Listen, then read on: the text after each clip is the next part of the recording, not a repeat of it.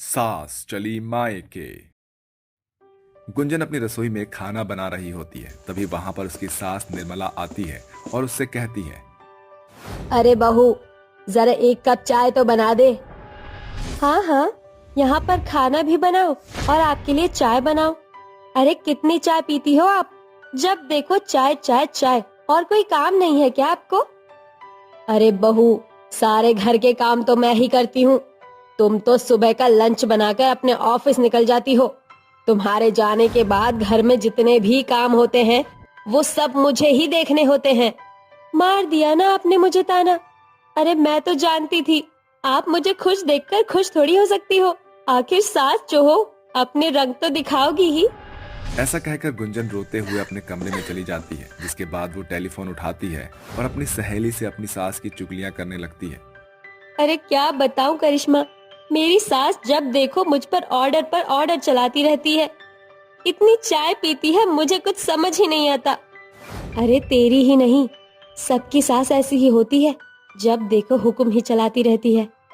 मेरी सास तो मुझे सुनवाने के लिए साजिश रचती है। क्या कहा? साजिश? हे मेरे भगवान! अरे तू अभी अपनी सास के बारे में कुछ मत बता। मैं ऑफिस में आ रही हूँ। चाय पीते पीते तू मुझे सब कुछ बताइयो। गुंजन ऐसा कहकर फोन रख देती है, जिसके बाद वो तैयार होने के लिए चली जाती है। तैयार होने के बाद वो अपना लंच लेने के लिए रसोई में जाती है, लेकिन वहां पर उसका लंच पैक ही नहीं होता। ओहो, देखो तो सही, मैं लंच बनाकर चली गई तो माँ जी ने मेरा लंच पैक भी नहीं किया। अरे क्या करती रहती हो सारा दिन, एक काम नहीं कर सकती? गुंजन गुस्से में अपना लंच पैक करती है। तभी उसकी सास निर्मला आती है और उससे कहती है। अरे बहू, मैं तो लंच पैक कर ही रही थी, अचानक से मुन्ना रोने लगा तो मुझे उसका डायपर बदल कर आना पड़ा। हाँ हाँ रहने दो, बहाने मत बनाओ। जब देखो काम से बचने के लिए बहाने बनाती रहती हो। ऐसा कहकर गुंजन अपना टिफिन उठाती है और ऑफिस निकल जाती है। अपनी बहू का यह बर्ताव निर्मला को बहुत अजीब लगता है और उसे बुरा भी लगता है। वो मुन्ना को गोद में उठाकर अपने मन ही मन में सोचती है।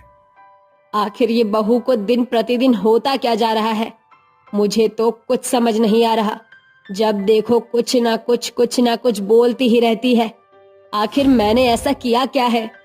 एक तरफ निर्मला ऐसा सोचती है तो दूसरी तरफ गुंजन अपने ऑफिस में जाकर अपनी सभी सहेलियों के बीच बैठकर अपनी सास की बुराइयां करने लगती है। अब क्या बताऊं, मेरी सास का तो बस नहीं चलता। नहीं तो वो तो ऑफिस भी ना आने दे। आज की ही बात बताती हूँ। आज तो उन्होंने मेरा लंच भी पैक नहीं किया। अरे ये तो कुछ भी नहीं। मुझे तो ऐसा लगता है कि मेरी सास का किसी के साथ चक्कर चल रहा है। मेरे घर में मैं बहू हूँ, लेकिन बहू की तरह मेरी सास सज संवर कर रहती है। क्या बात कर रही है? सच में? मुझे तो यकीन ही नहीं होता। अरे ये सास होती ही ऐसी है, बहू के ऊपर तो खूब अत्याचार करती है और खुद आजादी से रहती है। आनंदा और करिश्मा की बातें सुनने के बाद गुंजन अपनी चाय पीकर अपने ऑफिस में काम करने लगती है। देखते ही देखते शाम हो जाती है और शाम को वो वापस अपने घर की ओर लौटने लगती है। घर लौटकर आने के बाद वो अपनी सास को ऊपर से नीचे तक देखती है। अरे बहू, क्या हुआ? ऐसे क्यों देख रही है? अरे माँ जी, आज आप कुछ ज्यादा ही सज संवर कर दिख रही हो।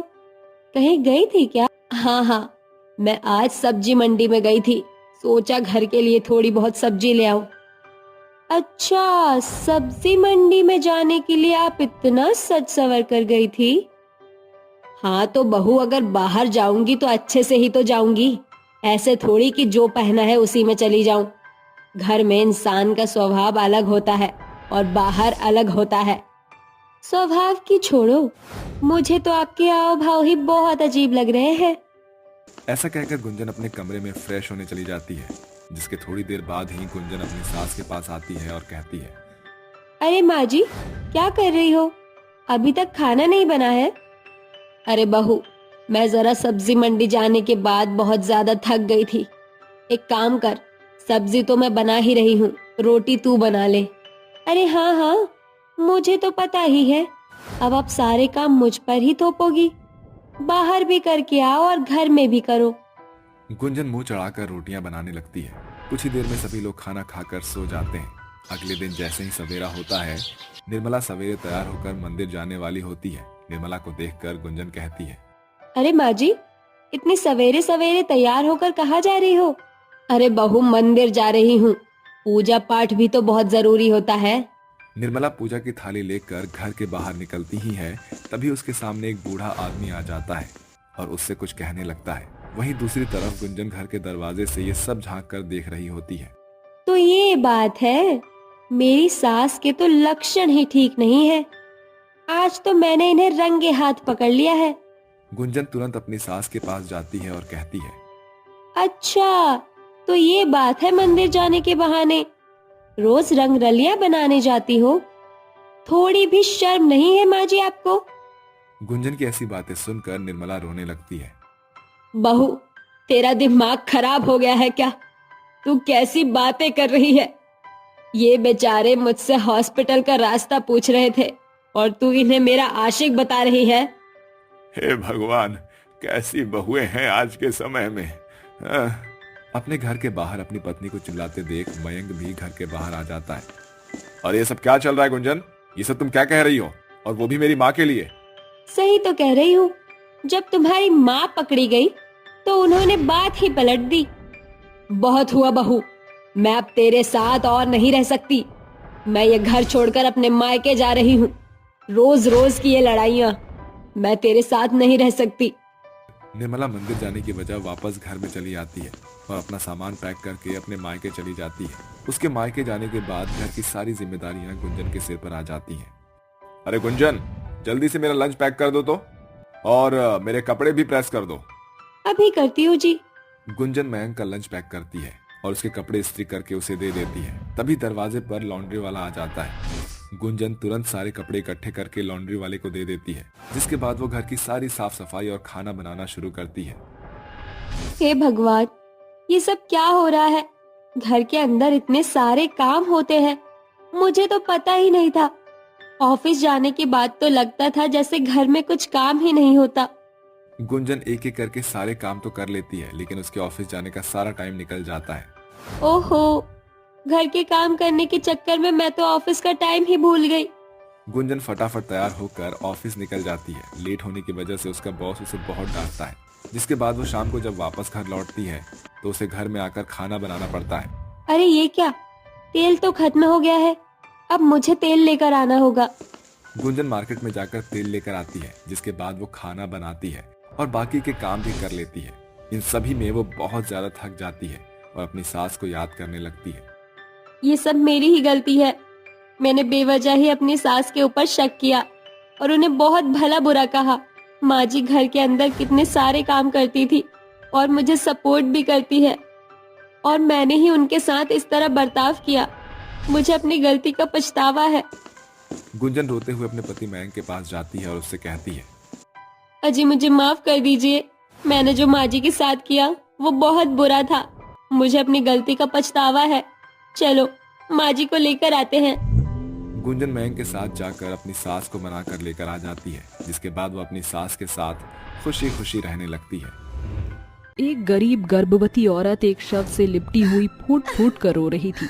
गांव की बड़ी भीड़ उसे घेरे खड़ी थी। अजी उठो ना, बस अब बंद भी करो ये अटखेलियां। अरे पद्मा पगला गई है क्या? मुर्दा कभी जागा है भला? रमू अब नहीं रहा, वह इस दुनिया से दूर जा चुका है। इस सच को स्वीकार कर ले। लगता है बेचारी को गहरा सोब लग गया है। आज के महंगे दौड़ में बिना पति के 4-4 बेटियों का भार जाने कैसे संभालेगी बेचारी। अब तो आखिरी आस इसकी कोख में बंधी, बस इस बार इसे बेटा हो जाए। पद्मा की पहले ही 4 बेटियां थीं, जिसका नाम रवीना, माधवी, परिणीति और पूजा था। इस बार पद्मा 5वीं बार गर्भवती थी। 8वें महीने का पड़ाव पार होने को था। रमुआ के रहते पद्मा ने बाहर डग नहीं निकाला था, क्योंकि रमुआ दिन भर खेत खलिहान में खटनी करता, जिससे घर खर्च आसान तौर पर चलता बन जाता। मगर उसकी मौत ने पद्मा पर घनघोर गरीबी का पहाड़ ढा दिया था। पद्मा का मन इसी चिंता में घुला जा रहा था कि अब घर का चूल्हा कैसे जलेगा। 2 दिन बाद, माँ मुझे बहुत भूख लगी है, पेट में दर्द हो रहा है, कुछ खाने को दो ना। हाँ माँ, 2 दिन से कुछ नहीं खाया, कुछ तो दो ना। कैसी लाचार माँ हूँ मैं। मेरी बेटी मेरे सामने भूख से मचल रही और मैं कुछ नहीं कर पा रही। ऐसा दुख भोगने से भला तू मेरी माटी उठा ले। कहते हैं ना कि दिन भर के एक पहर को माँ सरस्वती हमारे जुबान पर सवार रहती हैं। शायद उस पहर माँ सरस्वती पद्मा के मुंह में विराजे बैठी थी। पद्मा को बड़ी आंख से प्रसव पीड़ा शुरू हो गया। उसके शरीर में एक बच्चे को जन्म देने की ताकत नहीं रही थी।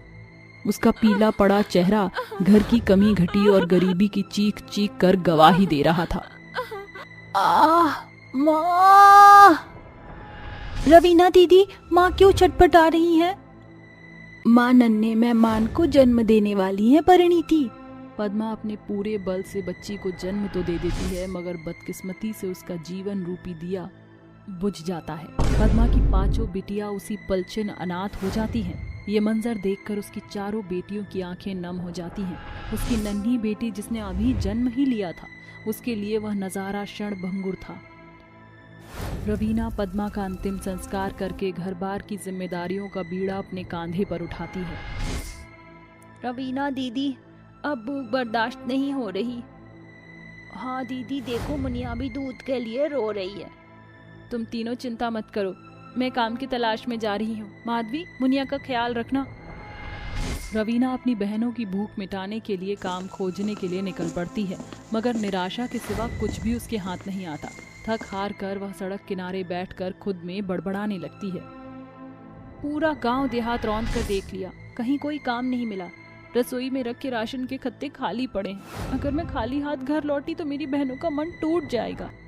एकाएक रवीना की नजर जंगल को जाती है। क्यों नहीं मैं जंगल से लकड़ियां काट कर बेचूं? उससे 4 पैसे भी आ जाएंगे और रसोई घर का चूल्हा जलाने का ईंधन भी जुट जाएगा। रवीना कड़ी मेहनत से लकड़ी काट कर उन्हें माथे पर लादे बाजार में बेचने पहुंचती है और कमाए पैसे से राशन खरीद कर घर के रसोई घर में घुस जाती है। सभी बहनों की निगाह रसोई की ओर गड़ी होती है। जीजी, और कितनी देर लगेगी? बस खाना तैयार है, रसोई घर में आ जाओ। माधवी मुनिया को गोद में लिए पूजा और परिणीति के साथ रसोई में आती है, जहां रवीना चूल्हे पर बन रही रोटी एक थाली में रखकर अपनी बहनों की ओर बढ़ा देती है और झिझकते हुए नर्म लहजे में कहती है, अपनी दीदी को माफ कर देना मेरी बहनों, मगर छुच्छी रोटियां देने के सिवा दूजा कोई चारा नहीं, क्योंकि आटा मोल लेने के बाद बचे खुचे पैसे मैंने मुनिया के लिए पाव भर दूध के दाम में दे दिया था। जीजी, रोती क्यों? भूख लगने पर तो रूखी सूखी रोटियां भी मेवे मिष्ठान का स्वाद देती हैं। फिर ये हम गरीब बहनों का बड़ा भाग्य है कि हमें गर्मा गर्म रोटियां खाने को मिल रही हैं। हाँ दीदी, ये रोटियां तो दूध पोए जैसी मुंह में घुल जा रही हैं। लो आप भी खाओ। रसोई में मौजूद सीमित संसाधन, भंडारण और घनघोर गरीबी की गांठ भी पांचों बहनों के बीच बसे प्यार को कमजोर नहीं कर पाई। रवीना बिना रुके थके लगातार लकड़हारिन बनकर रसोई की बागडोर संभालती रही।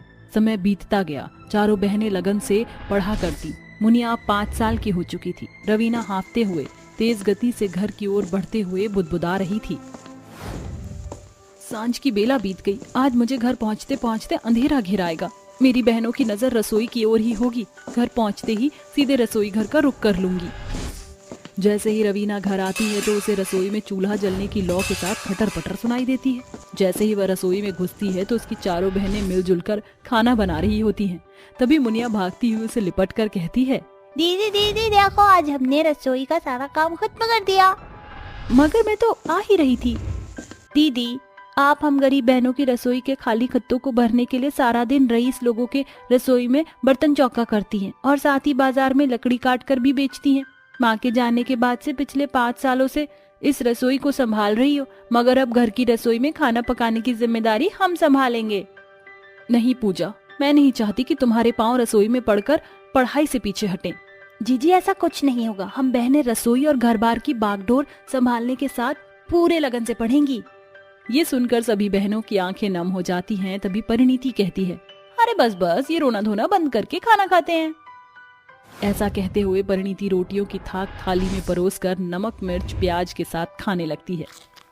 वाह दीदी, आज तो इस मीठे प्याज ने सब्जी की कमी ही पूरी कर दी।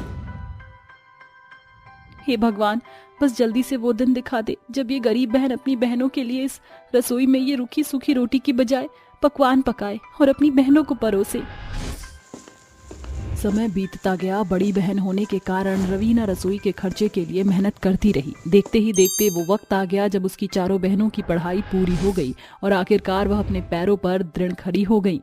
दीदी आंखें बंद करो। अरे मगर क्यों? पूजा रवीना की आंखों पर पट्टी बांधकर उसे कार में बिठाकर उसे लेकर निकल पड़ती है। तभी गाड़ी एक बड़े से बंगले के बाहर गर्दिश से रुकती है। पूजा आप तो पट्टी खोलो। बस दीदी कुछ पल और। पूजा और बाकी बहनें रवीना की बाह थामे उसे बंगले के रसोई घर की ओर रुख करती हुई पट्टी खोलती हैं। आंखें खोलो दीदी। जैसे ही रवीना आंखें खोलकर उस रॉयल रसोई को देखती है तो उसकी आंखों के आगे अपने गरीब रसोई की छवि उभर आती है। दीदी आपके बलबूते हम चारों बहनें आज अच्छे पद पर कार्यरत हो गई हैं। ये बड़ा बंगला उसकी भेंट है। सोचा था पहले आपको इस घर के गार्डन बालकनी के चप्पे चप्पे की सैर करवाएंगी, मगर मन में बसे कुछ दुख के दर्पण से आवाज आई कि हम गरीब बहनों की जीवन तो रसोई के इर्द गिर्द ही घूमती थी। जब भूख से चंचनाते उस चूल्हे की रोटी की ओर ताकते थे। मगर देखो दीदी, वो बहनों के जीवन से गरीबी की बदरा छट गई है। शुक्रिया दीदी, माँ के जाने के बाद तुम्हारे रहते एक भी रोज के लिए रसोई का चूल्हा उदास नहीं रहा। मुझे खुशी है कि आज मेरी बहनें काबिल हो गई हैं। आज मैं वो सब कुछ बनाऊंगी जो मेरी बहनों को पसंद है। रवीना के द्वारा की गई बरसों की कड़ी मेहनत गहरा रंग दिखाती है। एक दौर में उन्होंने घनघोर गरीबी में मिला कभी रूखा सूखा खाना तो कभी कम होने पर आधा पेट खाकर भी गुजर बसर किया। आज उनके बंगले में बनी रसोई उनके गरीब घर से 4 गुना बड़ी है। साथियों, मेहनत का फल भले देर से मिले मगर मिलता जरूर है। बंसीपुर के छोटे से गांव में एक हरिया नाम का गरीब किसान रहा करता था। हरिया अपने खेत में खेती बाड़ी करके अपने घर का खर्चा निकाला करता था। एक रोज की बात है। हे भगवान, ये क्या हो गया? ये तो बहुत ही अनर्थ हो गया। अब मैं क्या करूं? सावरी, पूरी साल की मेहनत खराब हो गई मेरी। आप दुखी क्यों होते हो? सब ठीक हो जाएगा। ऊपर वाले पर भरोसा रखो, वो किसी के साथ बुरा नहीं होने देता। तभी दरवाजे पर खटखट होती है। अरे दरवाजा खोलो, खोलो दरवाजा। अबे हरिया के बच्चे कहाँ बैठा है छुप के? जल्दी से बाहर निकल और मेरा पैसा दे। लगता है जमींदार आ गया है। अब मैं इसको पैसे कहाँ से दूंगा? मेरे पास तो एक फूटी कौड़ी भी नहीं है। हरिया बहुत ही डरते हुए दरवाजा खोलता है। दरवाजे के सामने जमींदार खड़ा होता है। क्यों बे हरिया के बच्चे, कितने घंटे बाद तूने दरवाजा खोला है? अबे तुझे याद है ना, तूने अपनी जमीन के कागज रखकर मुझसे पैसे लिए थे। हाँ मालिक, मैं जानता हूँ, अब मैंने तुमसे पैसे लिए हैं, लेकिन मुझे थोड़ा सा समय तो दे दो। मैं आपका सारा पैसा उतार दूंगा। ठीक है, मैं तुझे 2 दिन का समय देता हूँ। 2 दिन के अंदर मुझे मेरा पैसा, सारा पैसा वापस चाहिए। ऐसा जुल्म मत करो मालिक, 2 लाख रुपए मैं 2 दिन में कैसे चुकाऊंगा? अरे कम से कम 1 साल का समय तो दो। मैं दोबारा से मेहनत करके आपका सारा पैसा लौटा दूंगा। 2 दिन का मतलब 2 दिन। 2 दिन के अंदर मुझे मेरा पूरा पैसा चाहिए, नहीं तो तू अपने और अपने परिवार के बारे में सोच लियो। ये कहकर जमींदार वहाँ से चला जाता है, जिसके बाद हरिया बहुत परेशान हो जाता है और अपने लिए कोई काम ढूंढने के लिए चला जाता है। देखते ही देखते रात हो जाती है और रात के समय हरिया अपनी पत्नी और बच्चों के साथ खाना पीना खाकर सोने लगता है। और आधी रात के समय हरिया अपने मन ही मन सोचता है, हे भगवान, ये कौन से जन्म का बदला ले रहा है तू? मैं अपनी आंखों के सामने अपनी बीवी बच्चों को भूखा कैसे देखूं? इससे अच्छा तो ये होगा कि मैं मर जाऊं। ये सोचकर हरिया रात के समय अपने परिवार को सोता हुआ छोड़कर गांव के नदी किनारे पहुंच जाता है, जहां वह अपनी जान देने वाला होता है। बहुत हुआ, ना रहेगा बांस ना बचेगी बांसुरी। मैं अब और ये परेशानी नहीं झेल सकता। आज मैं हर एक चीज से मुक्त हो जाऊंगा। इतना कहकर हरिया नदी में कूदने वाला होता है, लेकिन तभी पीछे से अचानक से उसे कोई पकड़ लेता है। जैसे ही हरिया पीछे मुड़कर देखता है, चुड़ैल, चुड़ैल, हे भगवान, चुड़ैल तू कहाँ से आ गई? अरे छोड़ छोड़ छोड़ छोड़ दे मुझे। अब क्या मुझे मार कर ही दम लेगी? चुड़ैल हरिया को पकड़कर वहां से एक तरफ खड़ा कर देती है और उससे कहती है, अरे बुड़बक्का नाती, हम तो का बचाने खातिर यहाँ आई हूँ, काहे यहाँ दुब के अपनी जान देवत हो? तुम एक चुड़ैल होकर मेरी मदद कैसे कर सकती हो? चली जाओ यहाँ से, मुझे परेशान मत करो। अरे हम तो का क्यों परेशान करी? तुम तो पहली परेशान होवा तो। अरे मैं तो यहाँ तो का बचान खातिर आई हूँ, लेकिन लागत है तू बहुत परेशानी में हो। चुड़ैल की बात सुनकर हरिया उसे अपने साथ हुई सभी परेशानी के बारे में बता देता है, जिसे सुनकर चुड़ैल उससे कहती है, खुदकुशी करने से कौनो परेशानी का हल नहीं निकले तो का परेशानियों का सामना करना आना चाहिए और परिवार खातिर जीना भी आना चाहिए। तभी चुड़ैल अपनी शक्तियों से हरिया को ढेर सारा सोना, पैसे, हीरे दे देती है। ई मेरी तरफ से तोहार लिए एक तोहफा, इससे तोहार सबन परेशानी दूर हो जाए। लेकिन बिटुआ, कबो मरण की नहीं सोचना, ये बहुत बड़ा पाप है। अरे तुम चुड़ैल नहीं, तुम तो मसीहा हो मसीहा। आज तुमने वो कर दिखाया जो एक इंसान किसी दूसरे इंसान के लिए कभी नहीं करता। ऐसा कहकर हरिया सोना, पैसा, हीरे लेकर वहाँ से चला जाता है, जिसके बाद उसकी सभी परेशानियाँ दूर हो जाती हैं और वह दोबारा से खेती करना शुरू कर देता है। ऐसे ही कुछ दिन बाद चुड़ैल को रात के समय गांव के अंदर एक औरत के रोने की आवाज आती है। अरे ई रात के समय कौन है जो रो रहा है? कुछ गड़बड़ लागत है, मुझे जाकर देखना चाहिए। चुड़ैल गांव में पहुंचकर आवाज का पीछा करने लगती है, जिसके बाद वह एक घर के सामने आकर रुकती है, जिसकी खिड़की में से वह झांक कर देखती है कि एक बहू अपनी लाचार बेबस सास को एक छड़ी से मार रही होती है। बोल बुढ़िया, कहाँ रखा है सारा पैसा? मैं जानती हूँ तूने पैसा छुपाया है, जल्दी से अपनी जुबान खोल वरना ऐसे ही मारती रहूंगी तुझे। बहू, मुझे छोड़ दे, मैं तेरे आगे हाथ जोड़ती हूँ, मैंने कोई पैसे नहीं छुपाए, ऐसा नीच काम मैं कभी नहीं कर सकती, मुझ पर झूठा इल्जाम मत लगाओ। तू ऐसे नहीं मानेगी, रुक, तुझे तो मैं अभी बताती हूँ। ऐसा कहकर उस बेचारी औरत की बहू उसे बहुत ही बुरी तरह मारने लगती है। ये सब देखकर चुड़ैल से रहा नहीं जाता और वह तुरंत उनके सामने प्रकट हो जाती है। ये क्या कर रही हो तुम? अरे तुहार अंदर बिल्कुल भी लाज शर्म नहीं है? अरे तुहार बड़े बूढ़े हैं, अपनों से बड़ों के ऊपर हाथ नहीं उठाना चाहिए। ये तुमने बहुते बुरा किए हो, की सजा हम तो का जरूर दे। चुड़ैल को देखकर उस औरत की बहू बहुत ज्यादा डर जाती है। चुड़ैल, चुड़ैल, हे भगवान, कोई मेरी मदद करो, इस चुड़ैल को मेरे पास से भगाओ।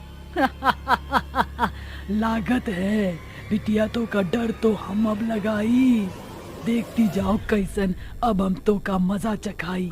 तभी चुड़ैल उसके हाथ से छड़ी छीन लेती है और उसको मारना शुरू कर देती है, जिसके बाद वह उसे वहाँ से भगा देती है और उस बूढ़ी औरत से कहती है, जुल्म करने वाले से ज्यादा गुनाहगार जुल्म सहन करने वाला होवत है। अगर इसी प्रकार जुल्म सहते रहोगी तो एक दिन जालिम लोगों के हाथों मारी जाओगी। ये कहकर चुड़ैल वहाँ से चली जाती है और वह बूढ़ी औरत खुद से कहती है, मैंने इस दुनिया में फरिश्ते तो देखे, लेकिन एक चुड़ैल फरिश्ता पहली बार देखा है। ये फरिश्ता नहीं, ये तो गरीब लोगों का मसीहा है। ऐसे ही हर रोज चुड़ैल कभी किसी की मदद करती तो कभी किसी की मदद करती। ये बात गांव में एक चिंगारी की तरह फैल जाती है कि गांव के अंदर एक चुड़ैल मसीहा है जो गरीब लोगों की मदद करती है। लेकिन ये बात गांव के मुखिया को एक आंख भी नहीं भाती, जो कि गांव में सबसे अमीर आदमी था। और वह एक दिन अपने आप से कहता है, ये गांव वाले चुड़ैल मसीहा करके बहुत चिल्ला रहे हैं। इस गांव में एक ही मसीहा है और वो मैं हूँ। अब देखता हूँ इनकी मसीहा इन्हें कैसे बचाने आएगी। इतना कहकर मुखिया अपने कुछ आदमियों को गांव के गरीब लोगों के घर भेज देता है अपना पैसा वसूल करवाने के लिए। और जो लोग पैसा नहीं देते, मुखिया के आदमी उन लोगों को बहुत ही बुरी तरह मारने पीटने लगते हैं। तभी गांव के सभी लोग चुड़ैल मसीहा को याद करने लगते हैं, जिसके बाद उसी क्षण वहाँ चुड़ैल प्रकट होती है। बहुत हुआ तुम लोगन का, आज के बाद ही गाँव में गरीब लोगन के ऊपर कोई अत्याचार नहीं होगा, और अगर किसी ने गरीब लोगों को परेशान करने की कोशिश की तो मैं उसे जान से मार दूंगी। ऐसा कहकर चुड़ैल मुखिया के गुंडों को बहुत बुरी तरह मारती है और उन्हें अच्छा सबक सिखाकर वहां से भेज देती है। जिसके बाद मुखिया अपने आदमियों का इतना बुरा हाल देखकर वहां से दुम दबाकर भाग जाता है। वहीं गांव के सभी लोग चुड़ैल के सामने हाथ जोड़कर उससे कहते हैं, तुम हमारी मसीहा हो, आज तुम्हारी ही बदौलत हम गाँव वाले एक अच्छा जीवन जी रहे हैं। देखो, तुम लोगन का प्यार देखकर मुझे बहुत खुशी मिली है, लेकिन अब हमरे जाने का वक्त आ गया है। अब हमका यहाँ से जाने दो, लेकिन कभी हमारी जरूरत पड़ी तो तुम लोग हमका याद कर लेना, हम तुहार मदद करने के लिए फौरन चली आऊंगी। इतना कहकर चुड़ैल वहाँ से हमेशा हमेशा के लिए चली जाती है। जिसके बाद कभी भी गांव के गरीब लोगों को चुड़ैल की मदद की जरूरत पड़ती तो चुड़ैल उनकी मदद करने आ जाती। ऐसे ही गाँव वाले अपना खुशहाल जीवन व्यतीत करने लगते हैं। बेटा तू जल्दी से घर वापस आ जा, काफी समय हो गया है तुझे घर से बाहर रहते हुए। अब तो तेरी पढ़ाई भी पूरी हो गई है। मैं चाहती हूँ कि तू वापस आकर एक सुंदर सी अच्छी सी लड़की से शादी कर ले और अपना घर बसा ले। नताशा अपने बेटे रोहन से बात कर रही होती है। रोहन बचपन में ही पढ़ाई के लिए विदेश चला जाता है और कुछ ही दिनों में वो अपनी पढ़ाई पूरी करके वापस आ रहा होता है, जिसकी खुशी में नताशा उसके आने से पहले ही घर की अच्छे से साफ सफाई और उसका कमरा अच्छे से तैयार करवा देती है। देखो आरुषि, घर की साफ सफाई अच्छे से करना और मेरे बेटे रोहन के कमरे की सजावट तो तुम ही करना। मैं जानती हूँ तुम्हारी जितनी अच्छी साफ सफाई और सजावट कोई नहीं कर सकता। अब चिंता मत कीजिए, मैं घर की साफ सफाई कर दूंगी और रोहन जी के कमरे को भी अच्छे से सजा दूंगी। इतना कहकर आरुषि साफ सफाई में लग जाती है और रोहन के कमरे को भी अच्छे से सजा देती है। जिसके बाद आरुषि रसोई में खाना बना रही होती है। तभी दरवाजे पर कोई दस्तक देता है। अरे आरुषि, जरा देख तो सही कौन आया है दरवाजे पर। आरुषि तुरंत दरवाजा खोलती है। उसके सामने एक नौजवान लड़का सूट बूट पहनकर खड़ा होता है, जिसे देखकर वो कहती है, अरे ये तो कुरियर वाला है, बताइए किसके लिए कुरियर आया है। अरे क्या कहा कुरियर वाला? अरे मैं कुरियर वाला नहीं हूँ, मैं तो इस घर का बेटा हूँ। ऐसा कहकर वो घर के अंदर आ जाता है। अरे इस तरह घर में क्यों घुसे चले आ रहे हो? कुरियर वाले होकर हमारे ही घर पर रौब जमा रहे हो। तभी नताशा अपने बेटे रोहन को देखकर बहुत खुश होती है और उसे गले से लगाते हुए कहती है, अरे मेरा बेटा कितना बड़ा हो गया, पहचानने में ही नहीं आ रहा। तुझे देखकर तो मेरी आंखें ही भर आई। अरे माँ, वो सब तो ठीक है, लेकिन ये लड़की मुझे कुरियर वाला क्यों कह रही थी? ओहो, इसे छोड़िए, तो घर की नौकरानी है और अनपढ़ भी, इसे कुछ नहीं पता। ये सुनने के बाद आरुषि को बहुत बुरा लगता है। वहीं नताशा अपने बेटे को अपने कमरे में ले जाती है और उसके साथ ढेर सारी बातें करती है। वहीं दूसरी तरफ जब रोहन अपने घर में आरुषि को काम करते हुए देखता है तो आरुषि उसे बहुत पसंद आती है, क्योंकि आरुषि बहुत ही खूबसूरत थी। हर कोई उसकी खूबसूरती के पीछे पागल था, लेकिन नताशा उसके साथ नौकरानी से भी बहुत बुरा सलूक करती है। अरे आरुषि, ये क्या, तूने फिर से कांच के ग्लास तोड़े हैं? तुझे पता है कितने महंगे आते हैं। मुझे माफ कर दीजिए, गलती से हो गया। गलती से या फिर जानबूझकर? अरे तू तो चाहती नहीं कि इस घर में कोई अच्छी चीज रहे। चल अब जल्दी से ये कांच यहाँ से उठा ले, नहीं तो किसी के पैर में चुभ जाएगा। ऐसा कहकर नताशा वहां से चली जाती है, जिसके बाद आरुषि फर्श पर पड़े हुए कांच को हाथ से उठाने लगती है, जिसकी वजह से उसके हाथ में कांच लग जाता है और खून निकलने लगता है। ये सब रोहन देख लेता है और उसके पास आकर कहता है, अरे तुम पागल हो गई हो क्या? कोई कांच को हाथ से उठाता है? हाँ, कांच को कभी भी हाथ से नहीं उठाते। देखो तुम्हें चोट लग गई ना, अब उठो यहाँ से। रोहन आरुषि को कांच उठाने नहीं देता, जिसके बाद वो खुद कांच को उठाकर कूड़े में फेंक देता है। एक दिन रोहन आरुषि के कमरे के बाहर से गुजर रहा होता है। अरे ये तो आरुषि का कमरा है और इसके अंदर बिल्ली घुस गई। हाँ, अभी निकालता हूँ इस बिल्ली को। रोहन बिल्ली को निकालने के लिए आरुषि के कमरे में चला जाता है, जहाँ वो आरुषि के कमरे की हालत देखता है। अरे ये तो आरुषि का कमरा कम घर का स्टोर रूम ज्यादा लग रहा है। तभी रोहन की नजर एक तस्वीर पर पड़ती है, जिसमें आरुषि अपने माता पिता के साथ होती है। अरे ये क्या, ये तो पापा के बहुत खास दोस्त हैं। इसका मतलब आरुषि इनकी बेटी है। लेकिन फिर माँ आरुषि के साथ इतना बुरा बर्ताव क्यों करती हैं? उस दिन के बाद से रोहन को आरुषि और भी पसंद आने लगती है।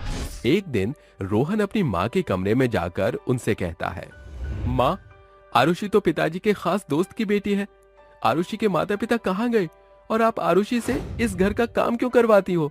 ये सुनते ही नताशा को कुछ समझ नहीं आता और वो घबराने लगती है। घबराहट में वो अपने बेटे से कहती है, अरे बेटा, ये तू क्या बात कर रहा है? मुझे नहीं पता कि ये लड़की धर्मेश भाई साहब की बेटी है। मुझे तो ये लड़की एक दिन सड़क पर मिली थी, जिसके बाद मैं इसे अपने घर ले आई और घर का काम करने के लिए रख लिया। ओके माँ, आपसे जो हुआ उसे भूल जाइए। आप जानते हो ना, आरुषि के माता पिता ने हमारी कितनी मदद की और मुझे विदेश भेजने में भी उनका ही हाथ था। आज जो भी मैं हूँ उन्हीं की बदौलत हूँ। अब से आरुषि इस घर में काम नहीं करेगी माँ। उस दिन के बाद से रोहन आरुषि को घर में काम नहीं करने देता। इस बात से नताशा को बहुत गुस्सा आता है और वो अकेले में मौका देखकर आरुषि को बहुत जली कटी सुनाती है वहीं दूसरी तरफ देखते ही देखते रोहन को आरुषि से बहुत प्यार हो जाता है और एक दिन वो अपनी माँ के पास आकर कहता है, माँ, मुझे एक लड़की पसंद है, मैं उससे शादी करना चाहता हूँ। अरे ये तो बहुत अच्छी बात है बेटा। आखिर वो खुशनसीब कौन है जिसे मेरा बेटा पसंद करता है? जरा मुझे भी तो बता। रोहन आरुषि को नताशा के सामने लाकर खड़ा कर देता है और कहता है, माँ, यही है वो लड़की जिससे मैं बहुत प्यार करता हूँ। ये तो कैसी बातें कर रहा है? एक नौकरानी से तुझे प्यार हो गया? हर ये घर की नौकरानी है और नौकरानी ही रहेगी। माँ, ये इस घर की नौकरानी नहीं है, पहले ये घर की बेटी थी और आज से ये इस घर की बहू है। रोहन जिद करके आरुषि से शादी कर लेता है, लेकिन ये सब नताशा को बिल्कुल भी पसंद नहीं आता और वो हर रोज अपनी सहेलियों को बुलाकर आरुषि की बेइज्जती करती रहती। एक दिन नताशा की एक दोस्त कॉफी पी रही थी और वो जानबूझकर कॉफी का कप नीचे गिरा देती है। अहो, ये क्या? मुझसे तो ये कप नीचे ही गिर गया। सॉरी नताशा। अरे तुम क्यों सॉरी बोल रही हो? ये सब तो होता ही रहता है। चलो आरुषि, जल्दी से इसे साफ कर दो। आरुषि चुपचाप कप उठाकर जमीन साफ करने लगती है। तभी रीटा उसके हाथ पर अपना पैर रख देती है। उसी समय वहां रोहन आ जाता है और ये सब आरुषि के साथ होता हुआ देख लेता है। आरुषि, तुम्हें ये सब करने की कोई जरूरत नहीं है, चलो मेरे साथ। रोहन आरुषि का हाथ पकड़कर उसे अपने कमरे में ले जाता है। ये देखकर नताशा को बहुत गुस्सा आता है और वो अपनी सहेलियों को वापस उनके घर भेज देती है। ऐसे ही धीरे धीरे कुछ दिन बीत जाते हैं और एक दिन रोहन को अपना एक इम्पोर्टेंट कागज चाहिए होता है। अरे, माँ तो मंदिर गई है, अब मुझे मेरा इम्पोर्टेंट कागज कैसे मिलेगा? एक काम करता हूँ, माँ की अलमारी खोलकर खुद ही निकाल लेता हूँ। रोहन अपनी माँ की अलमारी खोलकर अपना कागज ढूंढने लगता है। देखते ही देखते उसके हाथ एक ऐसा कागज लगता है जिसे देखकर वो बहुत हैरान रह जाता है। अरे ये क्या? ये तो प्रॉपर्टी के पेपर है, लेकिन ये प्रॉपर्टी के पेपर तो पापा के दोस्त यानी आरुषि के पिता के हैं और इसकी पूरी वसीयत आरुषि के नाम है। यानी कि जिस मकान में हम लोग रहते हैं ये मकान आरुषि का है। ये देखते ही वो बहुत अचंभित रह जाता है, जिसके बाद वो अपनी माँ के आने का इंतजार करता है और अपनी माँ के आते ही उनसे पूछता है, माँ, मुझे पूरी सच्चाई बताओ, मैं सब कुछ जानना चाहता हूँ। आखिर आरुषि के माता पिता कहाँ हैं? उनके साथ क्या हुआ? नताशा की सच्चाई रोहन के सामने आ ही जाती है, जिसके बाद वो रोहन को बताती है, ये घर तुम्हारे पिताजी के दोस्त का ही है और आरुषि इस वसीयत की इकलौती वारिस है। माँ, आप उस बेचारी के साथ ऐसा कैसे कर सकती हो? मुझे तो यकीन ही नहीं आता। मुझे अपनी गलती का एहसास है। आज के बाद मैं आरुषि के साथ ऐसा फिर कभी नहीं करूंगी और उसे अपनी बहू ही मानूंगी। उस दिन के बाद से नताशा आरुषि के साथ बहुत अच्छे से रहना शुरू कर देती है। रात का समय होता है। सुनसान से जंगल में एक लड़की के चिल्लाने की आवाज आती है। छोड़ दो मुझे, छोड़ दो, मुझे जाने दो, भगवान के लिए मुझे छोड़ दो। मैं तुम्हारे आगे हाथ जोड़ती हूँ, प्लीज मेरी इज्जत के साथ मत खेलो, छोड़ दो मुझे। अरे ऐसे कैसे छोड़ दे तुझे? हाँ? कितनी मुश्किल से तो तुझे लेकर आए हैं, आज तो तू हमारा भोजन बनेगी। चल भाई, इसको झाड़ियों की तरफ ले चल, अब वहीं इसका इलाज करेंगे। नरेश और कालू प्रिया को घसीटते हुए झाड़ियों की तरफ ले जाने लगते हैं। देखते ही देखते वो दोनों उसे बहुत बुरी तरह मारते हैं, जिसके बाद प्रिया फूट फूट कर रोने लगती है और उनके पैरों में गिरकर अपनी जिंदगी की भीख मांगने लगती है। मैं तुम्हारे आगे हाथ जोड़ती हूँ, भगवान के लिए मुझे छोड़ दो। मैंने तुम्हारा क्या बिगाड़ा है? तुम मेरे साथ ऐसा क्यों कर रही हो? अरे किसी भी लड़की ने हमारा कुछ नहीं बिगाड़ा, लेकिन हमें लड़कियों से ही नफरत है, इसलिए हम तुम्हें मारना चाहते हैं। आज तो तू नहीं बचने वाली। ऐसा कहकर वे दोनों उसके साथ हाथापाई करते हैं। तभी एक भूत और चुड़ैल वहाँ पर प्रकट होते हैं और ये सब देखकर आपस में एक दूसरे से कहते हैं, अरे ये लोग इस बेचारी लड़की के साथ क्या कर रहे हैं? ये लोग ठीक नहीं है, हम इस लड़की को इन लोगों से बचाना होगा। चलो अभी इनकी खैर खबर लेते हैं। ऐसा कहकर भूत और चुड़ैल उन दोनों को पकड़ लेते हैं, जिसके बाद कालू और नरेश भूत और चुड़ैल को देखकर बहुत ज्यादा डर जाते हैं। हे भगवान, ये क्या? ये तो भयानक भूत और चुड़ैल यहाँ पर प्रकट हो गए। ये दोनों यहाँ पर कहाँ से आ गए? अरे भाई, तेरे चक्कर में मैं भी फंस गया। अरे हमें छोड़ दो, हमें जाने दो। ऐसे कैसे जाने दे तुम्हें? जो लोग दूसरे लोगों के साथ अत्याचार करते हैं हम उन्हें नहीं छोड़ते। अब तू हमारे हाथों से नहीं बच सकता। ऐसा कहकर दोनों भूत और चुड़ैल कालू और नरेश को उठा उठाकर पटकते हैं, जिसके बाद वो दोनों वहीं मर जाते हैं। अपनी मदद एक भूत और चुड़ैल को करते हुए देख प्रिया उनसे कहती है, तुम्हारा बहुत बहुत शुक्रिया। आजकल के जमाने में तो इंसानों के अंदर इतनी इंसानियत ही नहीं कि वो किसी की मदद करे, लेकिन तुम भूत और चुड़ैल होने के बाद भी लोगों की मदद कर रहे हो। ये सुनकर भूत और चुड़ैल बहुत खुश होते हैं, जिनके बाद वो दोनों वहाँ से गायब हो जाते हैं और प्रिया वहाँ से अपने घर के लिए निकल जाती है। भूत और चुड़ैल जैसे ही अपनी गुफा में पहुँचते हैं तो एक दूसरे से कहते हैं, आखिर हम कब तक इस सांप और चुड़ैल के वेश में भूत बनकर यहाँ भटकते रहेंगे? जब तक हम हमारे पापों को धो नहीं लेते तब तक हम यहीं रहेंगे। वे दोनों आपस में अपने पापों की बात कर ही रहे होते हैं कि आखिर उन्होंने ऐसा क्या किया था जिसकी वजह से उनके साथ ऐसा हो रहा था। चलिए ये जानने के लिए कहानी में थोड़ा सा पीछे चलते हैं। एक दिन की बात है, एक चिराग नाम का लड़का अपनी गर्लफ्रेंड के साथ बाइक पर बैठकर बहुत तेजी से जा रहा होता है। मुझे ऐसे हवा में बातें करना बहुत पसंद है। कितना मजा आ रहा है फुल स्पीड में बाइक चलाने में। और मुझे इस तरह खुलकर जिंदगी जीने में भी बहुत मजा आता है। मैं चाहती हूँ कि हम लोग हमेशा इसी तरह अपनी जिंदगी को जीते रहें। चिराग और अनामिका दोनों एक दूसरे से बहुत प्यार करते थे, लेकिन वो जिंदगी को जीने के चक्कर में बहुत सारे गलत काम कर चुके थे। उनके पास जब पैसे नहीं होते थे तो वे दोनों चोरी करके अपना गुजारा किया करते थे। एक दिन वो दोनों पहाड़ों पर घूमने के लिए जाते हैं, जहां वो एक तांत्रिक बाबा को तपस्या करते हुए देखते हैं। अरे वाह, देखो तो सही, यहाँ तो तांत्रिक बाबा तपस्या कर रहे हैं। चलो इनकी तपस्या भंग करते हैं। वो दोनों मिलकर तांत्रिक बाबा के सामने नृत्य करना शुरू कर देते हैं, जिसकी आवाज से तांत्रिक बाबा का ध्यान भटक जाता है और वो अपनी तपस्या छोड़ देते हैं। जिसके बाद तांत्रिक बाबा को बहुत गुस्सा आता है और वो गुस्से में अनामिका और चिराग को श्राप देते हैं। तुम दोनों ने मेरी कई सालों की तपस्या को भंग किया है। मैं तुम्हें माफ नहीं कर सकता, इसलिए मैं तुम्हें श्राप देता हूँ। आज के बाद तुम दोनों को मुक्ति नहीं मिलेगी और तुम्हें भूत और चुड़ैल बनकर लोगों की मदद करनी होगी और उनकी सहायता करनी होगी। तब जाकर तुम्हें एक दिन अपने आप मुक्ति मिल जाएगी। ऐसा कहकर तांत्रिक बाबा उन्हें श्राप दे देते हैं, जिसके बाद अनामिका और चिराग दोनों भूत और चुड़ैल में बदल जाते हैं और दर दर भटकने लगते हैं। अपने किए का भुगतान करने के लिए वो लोगों की मदद करते हैं। इतने समय से हम लोगों की मदद कर रहे हैं और उन्हें बचा रहे हैं, लेकिन फिर भी हमें चुड़ैल और भूत से मुक्ति नहीं मिल रही। देखो, तुम चिंता मत करो। जब हमारे पाप पूरी तरह धुल जाएंगे तो तांत्रिक बाबा का श्राप भी टूट जाएगा और हमें मुक्ति मिल जाएगी। तभी उन दोनों को एक अजीब सा एहसास होता है। मुझे लगता है कहीं पर खतरा मंडरा रहा है। मुझे भी ऐसा महसूस हो रहा है। चलो चलकर देखते हैं। वो दोनों गांव के चारों तरफ यहाँ से वहाँ घूमते हैं, लेकिन उन्हें कुछ भी गलत होता हुआ दिखाई नहीं देता। तभी एक रेलवे स्टेशन से बहुत जोरों से लोगों की चिल्लाने की आवाज आती है। बचाओ बचाओ बचाओ बचाओ। हे भगवान, अगर आज ये ट्रेन नहीं रुकी तो पता नहीं कितने लोगों की मृत्यु हो जाएगी। काश कोई इन्हें बचा ले, काश कोई चमत्कार हो जाए। जैसे ही भूत और चुड़ैल ये सब देखते हैं, वो तुरंत ट्रेन के अंदर बैठे हुए लोगों को बचाने के लिए वहां पहुंच जाते हैं। जिसके बाद भूत और चुड़ैल ट्रेन को अपनी शक्तियों से रोकने की कोशिश करते हैं। देखते ही देखते वो दोनों ट्रेन को एक्सीडेंट होने से पहले रोक लेते हैं। आखिरकार हमने लोगों की जिंदगी बचा ही ली। हाँ, तुम सही कहती हो। आज अगर हम लोग सही वक्त पर ना आए होते तो पता नहीं कितने लोगों की जान चली जाती।